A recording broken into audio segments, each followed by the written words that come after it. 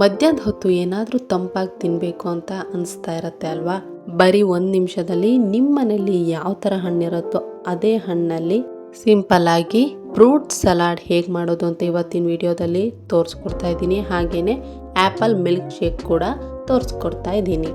ಈ ಎರಡು ಕಾಂಬಿನೇಷನ್ನಲ್ಲಿ ನೀವು ಮಧ್ಯಾಹ್ನದ ಹೊತ್ತು ಮಾಡಿಕೊಂಡ್ರೆ ತುಂಬಾ ದೇಹ ತಂಪಾಗಿರುತ್ತೆ. ಒಂದ್ಸಲ ಟ್ರೈ ಮಾಡಿ ನೋಡಿ.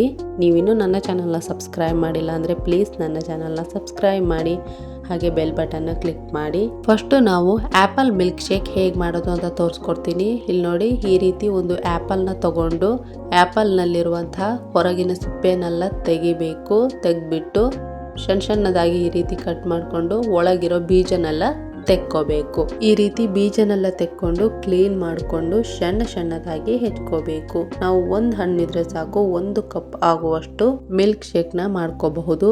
ಇವಾಗ ಹೆಚ್ಕೊಂಡಂತಹ ಎಲ್ಲ ಸೇಬು ಹಣ್ಣುಗಳನ್ನ ಒಂದು ಮಿಕ್ಸಿ ಬೌಲಿಗೆ ಹಾಕ್ಕೊಂಡು ನಾನಿಲ್ಲಿ ಬೆಲ್ಲನ ಯೂಸ್ ಮಾಡ್ತಾ ಇದ್ದೀನಿ. ಬೆಲ್ಲ ದೇಹಕ್ಕೆ ತಂಪು ಕೊಡುತ್ತೆ. ಏಲಕ್ಕಿ ಹಾಗೆ ಹಾಲನ್ನ ಹಾಕ್ಕೊಂಡು ಮಿಕ್ಸಿ ಮಾಡ್ಕೋಬೇಕು.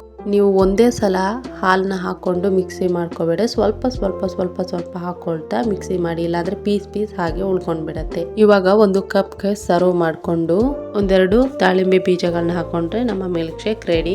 ಇವಾಗ ಫ್ರೂಟ್ ಸಲಾಡ್ ಹೇಗೆ ಮಾಡೋದು ಅಂತ ನೋಡೋಣ. ನಾನಿಲ್ಲಿ ಪಪಾಯ ಹಣ್ಣ ಯೂಸ್ ಮಾಡ್ತಾ ಇದ್ದೀನಿ. ಪಪಾಯ ಹಣ್ಣ ಕೊಯ್ದ್ಬಿಟ್ಟು ಒಳಗಿರುವಂತಹ ಬೀಜನೆಲ್ಲ ತೆಗಿಬೇಕು. ಉದ್ದಕ್ಕೆ ಕಟ್ ಮಾಡಿಕೊಂಡು ಕೆಳಗಿರೋ ಸಿಪ್ಪೆನೂ ಸಹಿತ ತೆಗಿಬೇಕು. ನೋಡಿ, ಈ ರೀತಿ ಸಣ್ಣದಾಗಿ ಹೆಚ್ಕೋಬೇಕು.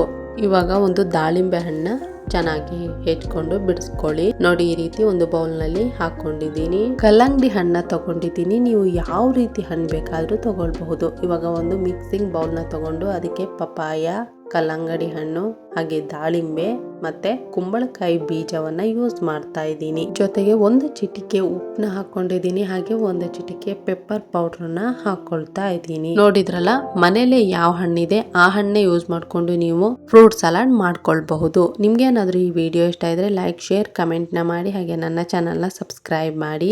ನಾ ಮಾಡ್ತಾ ಇರೋ ಸೀರೀಸ್ ನಿಮ್ಗೆ ಇಷ್ಟ ಆಗಿದೆಯೋ ಇಲ್ವೋ ಅಂತ ಕಮೆಂಟ್ ಬಾಕ್ಸ್ ನಲ್ಲಿ ತಿಳಿಸಿ. ಹಾಗೆ ನಾವು ಮಾಡಿರೋದ್ರಲ್ಲಿ ಯಾವ ಅಡಿಗೆ ತುಂಬಾ ಇಷ್ಟ ಆಯ್ತು ಅಂತಾನು ತಿಳಿಸಿ. Thank you.